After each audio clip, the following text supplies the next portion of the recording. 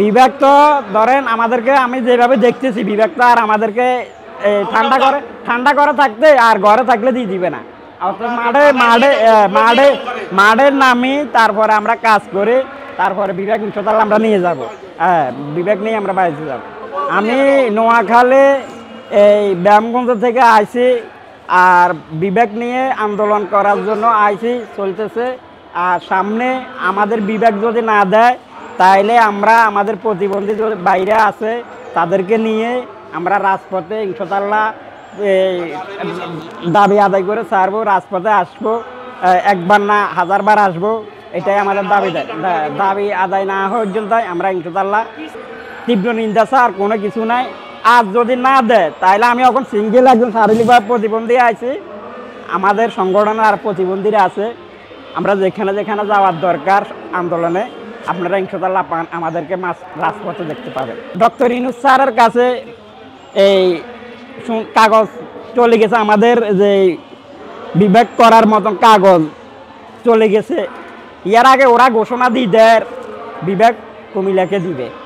আমাদের আন্দোলনের কারণে যেভাবে হোক যাক, কখনো আমরা আশাবাদী যে আমাদের এই আশাবাদীটা যেন হেমিয়া যেন রক্ষা করে, আমরা যেন এই আশাবাদীটা থাকি। আর হেমিয়া যদি বিবেক যদি না দেয় তাহলে আমার পক্ষ থেকে তীব্র নিন্দা জানায়। আর যদি বিবেক যদি দেয় তাহলে আমি আমার নোয়াখালী কমিটি যে বাইরে আছে তাদেরকে নিয়ে সহ আমি আমার পক্ষ থেকে মালা লয়ে যাব তার জন্য, যে ভাইয়া আমাদেরকে বিবেকের দাবিদারের হিসাবে আমাদের দাবিটা মানে নিছে।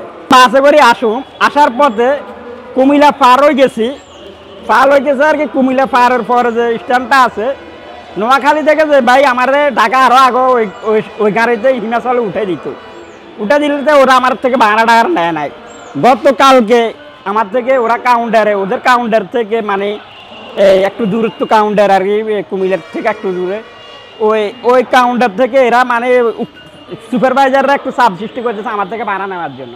তো ঢাকায় আর এক মা আর বোন ধরেন আমার বোন সম্পর্ক বোনটা ছিল, এখন বোনে আমার ভাড়াটা দিছে 750 টাকা। তো এবার বুঝেন আমি প্রতিবন্ধী হয়ে যদি সিটের ভাড়া দিতে হয় তাইলে দেশ কত স্বাধীন। আমি ব্যায়ামগঞ্জ থেকে আইছি, আর আমার ভাই বোন মা বোন তারা আইছে নোয়াখালীর এই বিভাগে দাবিদার অনুযায়ী। তো এই দাবিটা আসলে আমরা পাওয়ার উপযুক্ত। আমি আগেও বলছি, আপনি যদি শুনছেন, আমি একবার না হাজারবার বলবো। কিন্তু আমি চাই আন্দোলন করি, এই ভাই আন্দোলন করে আমার মতো প্রতিবন্ধী যেন না হয়। আমি বলি, আমি নোয়াখালী ব্যায়ামগঞ্জ থেকে আসি রাতের 1টা বাজে। এখানে আসার একটা কারণ আছে, কারণটা হলো আমি ওদের লাইভ ভিডিও অনেকটা বার দেখছি, আমাদেরকে ফসে দিয়ে আসতে দিব না, এই করবো, হ্যাঁ কোনান দিয়ে যাইবো, এগুলো আমাদেরকে বলছিল।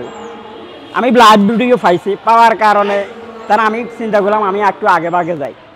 আমার অনেক শিশু বাইরা, অনেক মুরব্বী চ্যানেলের বাইরা ছাত্ররা বিভাগের জন্য কষ্ট করতেছে। তা আমি চাইতেছি যে আমিও একটু ওদের লাগে একটু ভাগিদার হোক।